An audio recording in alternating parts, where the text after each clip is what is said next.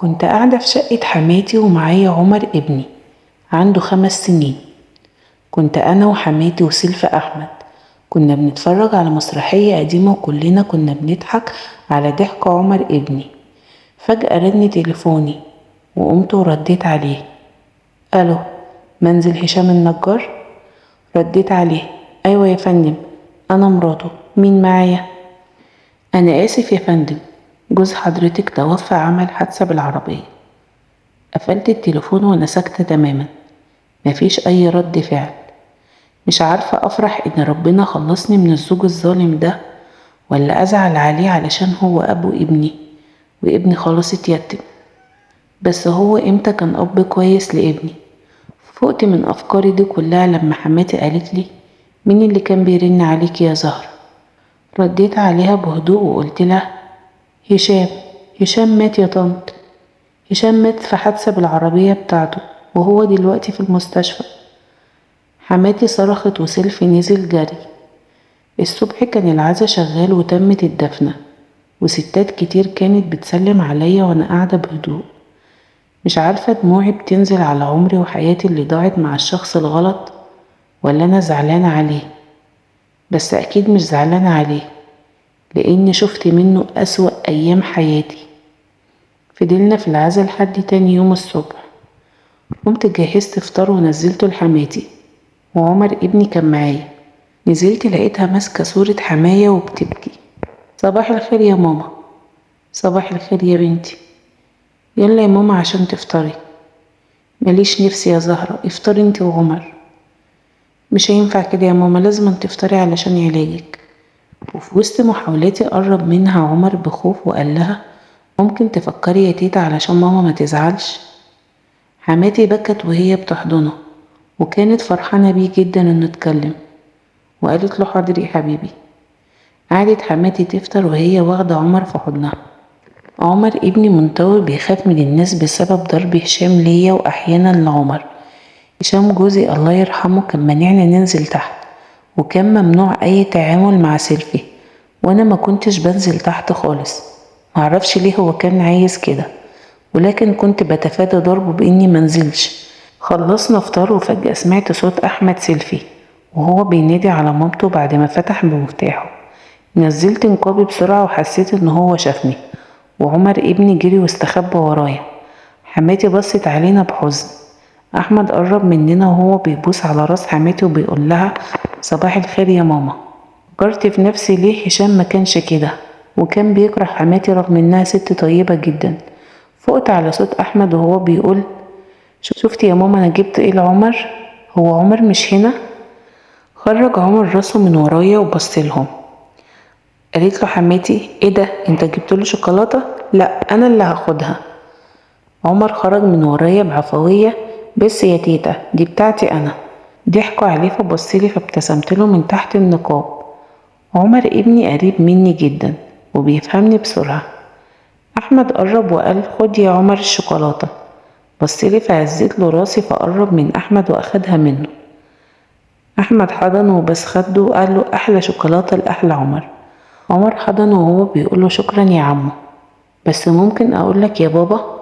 طبعا يا عمر، تقدر تقولي يا بابا.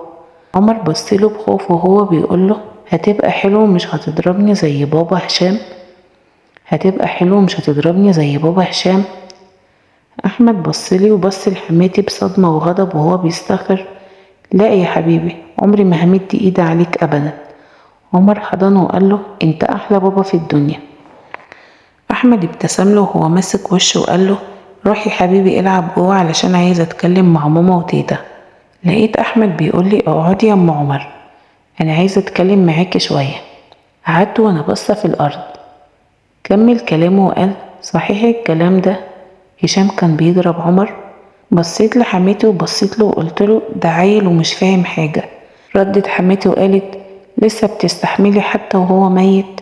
في الوقت ده ما قدرتش استحمل ودموعي نزلت، وقلت نصيبي والحمد لله، وربنا يرحمه ويسامحه، انا مسامحاه دنيا واخره. رد عليا احمد وقال لي: طيب يا ام عمر ما تعيطيش. احمد بصلنا بحزن واتكلم وقال: عن اذنكم، انا همشي وهجيلك كل يوم الصبح يا ام اطمن عليكي، أحمد وهو بيقول عمر خارج معايا مشوار وهنيجي كمان ساعتين. قبل ما اعترض او اقول اي حاجة حماتي قالت خلي بالكم من نفسكم يا حبيبي، مع الف سلامة. خرج احمد وهو شايل عمر. ابتسمت بحزن على ابني، ليه ما كانش عنده اب حنين يحبه ويحميه؟ الله يسامحك يا هشام، دمرتنا. رفضت ابات في شقة حماتي وطلعت السجن المظلم، مفيش حاجة بتنوره غير عمر ابني. اخدت دش ولبست بيجامة بسيطة وقعدت استنى عمر ابني يرجع لحضني ويعوضني عن كل السواد ده. قعدت على السرير وانا بفتكر حياتي مع هشام. كنت قاعدة في يوم عادي حزينة على حالي. دخل هشام وهو سكران كالعادة وريحة خيانته ليا مغرقة هدومه. قرب من الدولاب وهو بيطلع هدومه وقال لي حضريلي الأكل. دخلت أقوله الأكل جاهز، لقيته موقع دولابي على الأرض ومطلع برشام منع الحمل. وقاله هو بيصرخ ايه ده يا زبالة. دموعي نزلت بصمت، فقرب مني ومسك شعري جامد وهو بيقولي مش عايزة تخلفي مني يا زبالة، بتحبيه ومش عايزة تخلفي مني؟ رديت عليه بوجع وعياط وقلتله انت بتتكلم عن مين؟ ضربني جامد وهو بيجرني على الأرض لحد ما وصلت للسرير وقال لي أنا بقى هعرفك ازاي تاخدي منع الحمل تاني. كلمة اغتصاب قليلة على اللي حصل لي منه في الليلة دي. أنا كنت ممرضة شاطرة مكملة كلية تمريض وكنت بشتغل في مستشفى كبيرة. ما عنديش اخوات وعمري ما كلمت ولا حبيت حد، ولما هشام اتقدم لي ما كانش سيء كده. ورغم اني ما كنتش مستريحة الا اني وافقت علشان بابا، لانه كان مريض ومش هيعيش لي كتير، واني من بعده هبقى لوحدي وياريتني بقيت لوحدي فعلا.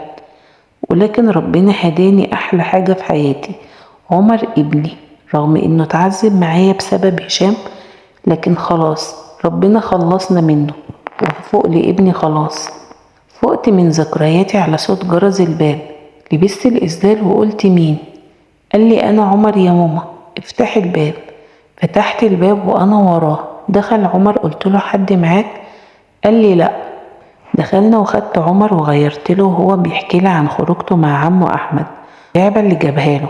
وبعدين قام جري فتح الباب وقال لي نسيت اللعبة بره يا ماما.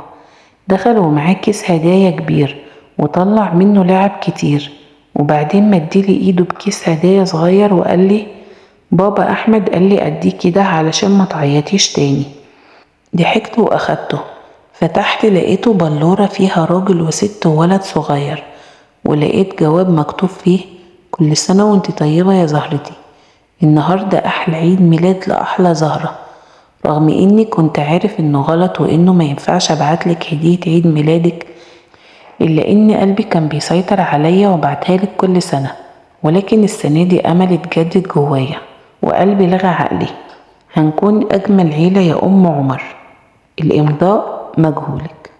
جبت تليفوني وبصيت فيه بسرعة، لقيت النهاردة فعلا تاريخ عيد ميلادي، وده نفس الشخص اللي بيبعتلي هدية كل سنة. كنت بلاقيها قدام الباب. كنت بفكره هشام بس بعدين عرفت انه مش هشام، وكنت بحتفظ بيهم رغم انه غلط وما ينفعش. ولكن معاملة هشام كانت بتخليني اتمنى الموت علشان اخلص. ولكن فقت بصدمة وانا بستوعب مين بعت الهدية دي، مين بيقولي يا ام عمر. وقلت لنفسي بصدمة مش معقول يكون احمد سيلفي. قلت بصدمة وعدم استيعاب مش معقول احمد. قعدت مع نفسي تايهة ومش فاهمة حاجة. أسئلة كتيرة بتهاجمني. بيحبني من امتى؟ معقول هشام كان عارف وكانت معاملته سيئة علشان كده؟ طيب علشان كده أحمد لحد دلوقتي ما اتجوزش بسببي؟ هشام كان مانعني أنزل تحت علشان أحمد؟ مسكت راسي بإيدي وأنا حاسة إني هموت من الصداع.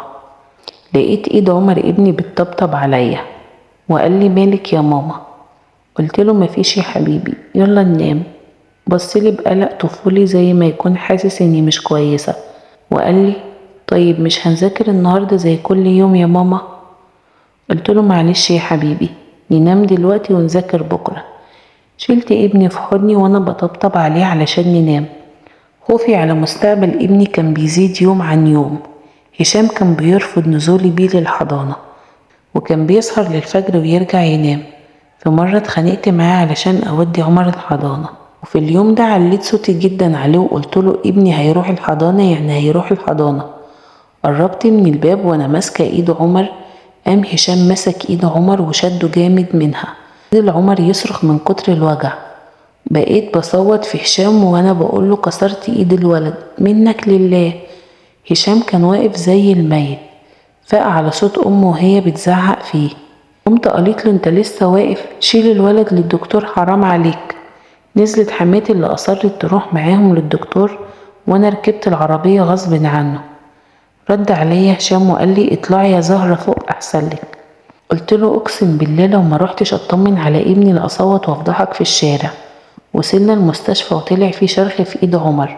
من وقتها وعمر اتعقد من الحضانة وبقيت انا كل يوم بذاكر له. واخيرا على الساعة 1:30 تعبت من كتر التفكير والذكريات ونمت وانا بهرب من مشاكلي. نمت وانا بقول الحمد لله، لولا عمر ابني كنت استسلمت من زمان. صحيت الصبح الساعة 7 وعمر كان لسه نايم. جهزت الفطار ونزلته لحماتي بدري وطلعت قبل ما احمد يعدي عليها. لقيت حماتي بتقولي امال عمر فين يا بنتي؟ قلت لها نايم يا ماما، لما يصحى هنزلهولك، عن اذنك هطلع اروق الشقة. طلعت وانا بهرب منها. فضلت على الحال ده اسبوع، انزل لها الفطار الساعة 7 ولما عمر يصحى انزلهولها، لحد ما لقيت الباب بيخبط في يوم العصر وانا بطبخ لسه. لبست النقاب وطلعت لقيتها حماتي. دخلتها ورجعت على المطبخ اكمل، وهي دخلت معايا.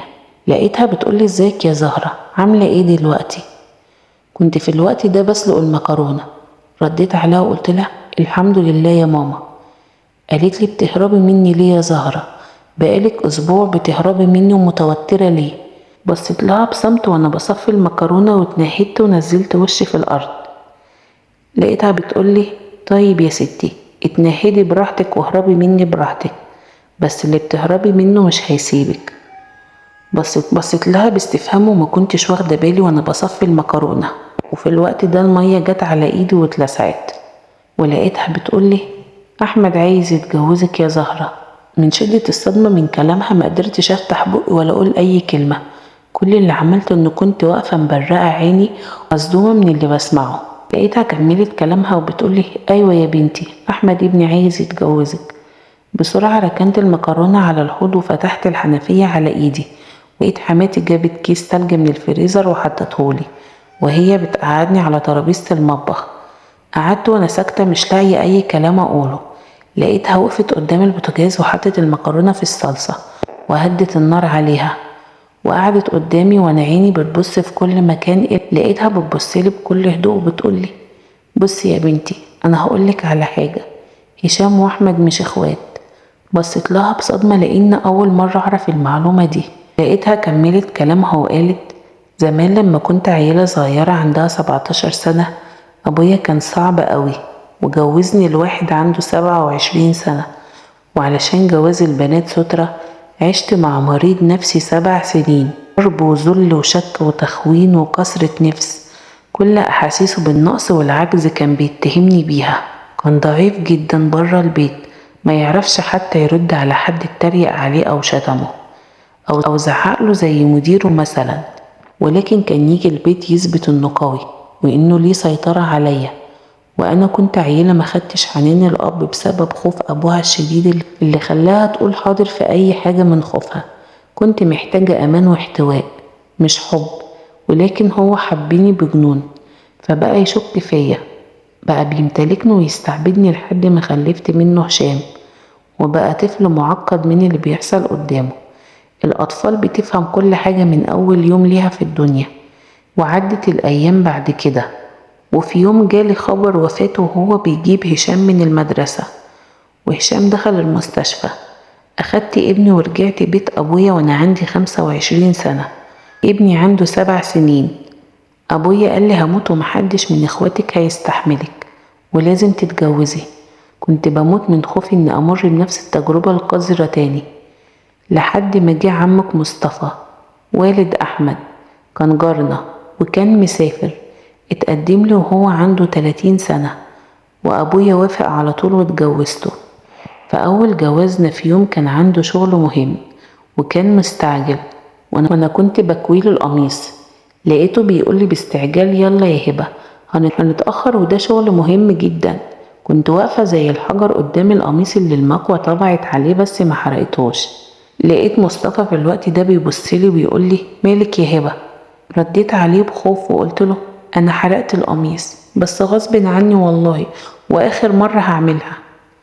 رفع ايده وانا فكرته انه هيضربني زي ما اتعودت من والد هشام، ولكن لقيته بيحضني وقال لي وهو حضني تعرفي يا هبة انا ياما حرقت قمصان وانا اعزب. بصيت له بدموع واستغراب فمسح لي دموعي وقال لي ما تبكيش يا هبة انا مش رايح الشغل هأجله علشان خاطري. رديت عليه وقلت له بس شغلك ده مهم وبتجهز له من اسبوع لازم تروح يا مصطفى. مصطفى وهو بياخد القميص قال لي ماشي يا ست البنات بس ما تبكيش تاني ولو على القميص ففداكي 1000 قميص.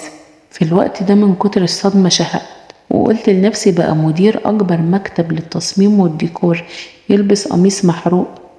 وقال لي أيوة عادي المدام اللي كويهولي. رديت عليه بدموع وقلت له ليه كل ده؟ قرب مصطفى مني وقال لي هبة يمكن علشان بحبك مثلا. ومن يومها يا زهرة وانا عرفت قيمة اللي في ايدي وعرفت اني لو استسلمت لخوفي كنت هضيعه. غالبا خوفنا من الماضي هو اللي بيجرحنا في الحاضر والمستقبل حتى لو الشخص اللي قدامنا كويس وحبيبنا بس احنا اللي بنضغطه بخوفنا فيمشي.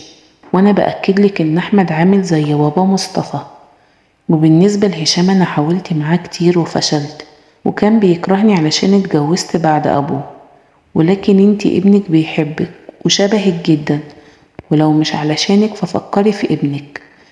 في الوقت ده انا كنت ساكتة ومش عارفة ارد على حماتي اقول لها ايه. ولقيت حماتي خرجت.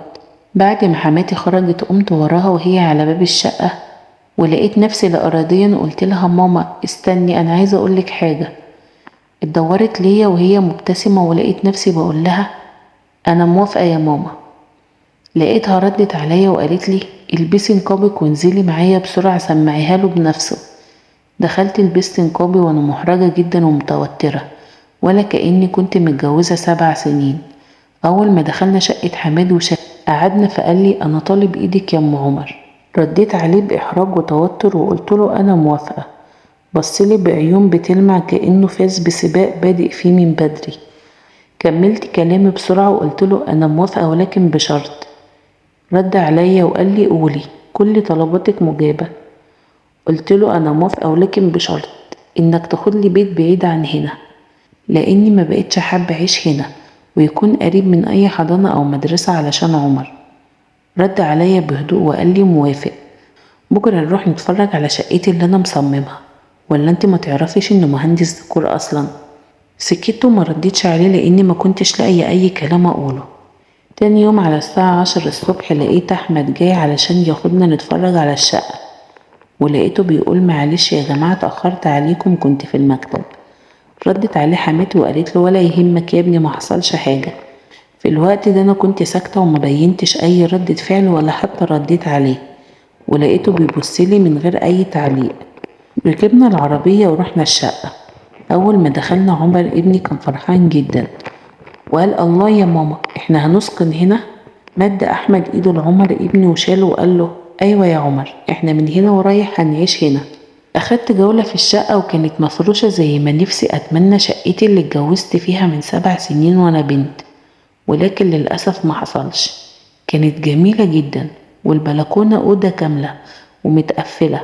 انا حاسة اني اعرف البيت ده قبل كده وان انا اللي مختارة كل اللي فيه. لقيت احمد بيقول لي ها يا ام عمر الشقة عجبتك؟ رديت عليه بحماس وقلت له جميلة قوي. ورد عمر ابني وقال لي رديت عليه بحماس وانا بشاور على الاوض وقلت له دي هتكون اوضتك يا عمر ودي اوضتي ودي اوضة تيتا وده المطبخ وده الصالون وهنشيل الترابيزة دي ونعمل كورنر للصلاة.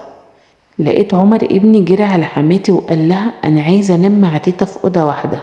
ولقيت حماتي بتضحك وتقول وانا هعيش معاكم كمان؟ رديت عليها وقلت لها طبعا يا ماما امال هنسيبك هناك ازاي؟ لقيتها بتقولي بنت اصول يا بنتي والله. لقيت احمد في الوقت ده بيضحك وقال لي معلش هقطع كلامكم وواصلة الدراما اللي انتوا فيها. الشقة اللي قبلنا انا اشتريتها لماما علشان تكون على راحتها. لقيت حماتي ردت وهي فرحانة: طيب هات المفتاح يا احمد علشان نروح نتفرج على الشقة انا وعمر. وفعلا اخدت عمر وراحوا يتفرجوا على الشقة. في الوقت ده احمد غير الكلام وقال لي: طيب هننقل هنا لحد ما شهور العدة تخلص، وتقعدي انت وعمر وماما في الشقة التانية لحد ما نكتب الكتاب. رديت عليه وقلت له: تمام. اليوم خلص واحنا بنتفرج على الشقة. روحنا لمينا هدومنا وحاجتنا وسيبنا البيت القديم ورميت الماضي معاه. مشيت وانا واخدة قرار ان الماضي انتهى، وزي ما حماتي قالت مش هخلي الخوف يعميني عن اللي في ايدي. بدأنا حياة جديدة كلها ضحك وسهر قدام الكرتون وفسح يوم الجمعة بالليل، حتى لو هنتمشى وناكل ايس كريم. بس الحياة بقت هادية جدا، وكل يوم بنتناقش انا واحمد ونتعرف اكتر واكتر على بعض. ورغم انها مدة قصيرة الا اني حبيته. حبيته وبقيت استناه يرجع كل يوم من الشغل ونقعد نتكلم. حبيت علاقته بعمر. عمر اللي خرج من انطوائه وبقى يروح الحضانة كل يوم مع ملك جارتنا ويجي يلعب معاها. أحمد اللي أصر إنه يودي عمر بنفسه الحضانة ويجيبه من وقت ما عرف إن عمر ما كانش بيروح بسبب هشام. حياتي خدت شكل مستقيم وهدوء نفسي كبير. أنا بقيت أصلي وأدعي إنه يرجع بالسلامة كل يوم. في يوم لقيته بينده وهو بيطبل على الباب وبيغني. لبست النقاب وقمت أفتح، لقيته بيقول لي: أنا عايز أقعد أتكلم معاك يا زهرة شوية. قلت له: تمام. دخل علشان يتكلم معايا وسبت باب الشقة مفتوح. بدأ كلامه وقال لي: أنا هقولك على سر ومكنتش عايزة أتكلم معاكي في الموضوع ده، بس حسيت إنه من حقك إنك تعرفي. أنا بحبك من زمان جدا يا زهرة، ومن قبل ما تتخطبي لهشام أخويا أصلا. أنا كنت بشوفك كتير وانت رايحة دروسك، وسألت عليك وعرفت مين أهلك، وقررت إني هاجي وأخطبك. ومن كتر فرحتي في اليوم ده لما سألت عليك وعرفت كل حاجة عنك وعرفت بيتك وباباكي، رحت حكيت لهشام أخويا عن كل حاجة تخصك وعرفته قد إيه أنا بحبك. اتفقنا أنا وهو إن هيجي معايا علشان أخطبك، ولكن اللي حصل بعدها بأسبوع إني جات لي البعثة وسافرت فرنسا علشان أكمل دراستي. وكنت عندي أمل كبير إن أرجع ألاقيكي لسه ما اتجوزتيش، ولكن بعد ما سافرت بسنة لقيت هشام أخويا بيقولي نتجوز، وطبعا ما قاليش أي حاجة عني. ولما خلصت دراستي ونزلت فضلت أدور عليكي كتير جدا، قلبت الدنيا عليكي. اللي عرفته إن باباكي توفى وإنك اتجوزت. في الوقت ده استسلمت وسكت، لكن لما جيت عند ماما وشفتك انت وهشام وعرفت انك مراته، عرفتك من عيونك على طول. وعرفت الحركة الوحشة اللي عملها معايا هشام اخويا بس علشان يغيظني ويضايقني. طبعا في اليوم ده انا وهو اتخانقنا خناقة كبيرة، خاصمنا انا وهو، وطبعا منعني ان اجي ازور امي لحد. انا حكيت لك يا زهرة علشان تعرفي ان انا بحبك بجد، وان حبي ليكي من زمان جدا مش من دلوقتي. في الوقت ده انا ما كنتش مصدقة اللي بسمعه، وكأني قاعدة في سينما بتفرج على فيلم. ولكن بعد الكلام ده حبي لأحمد زاد أكتر وأكتر، وعدت السنين واتجوزنا فعلا، وخلفت له أجمل بنوتة في الدنيا، وعشنا أنا وهو وأولادي وأمه أجمل أيام حياتنا. وربنا عوضني بزوج فعلا ونعم الزوج.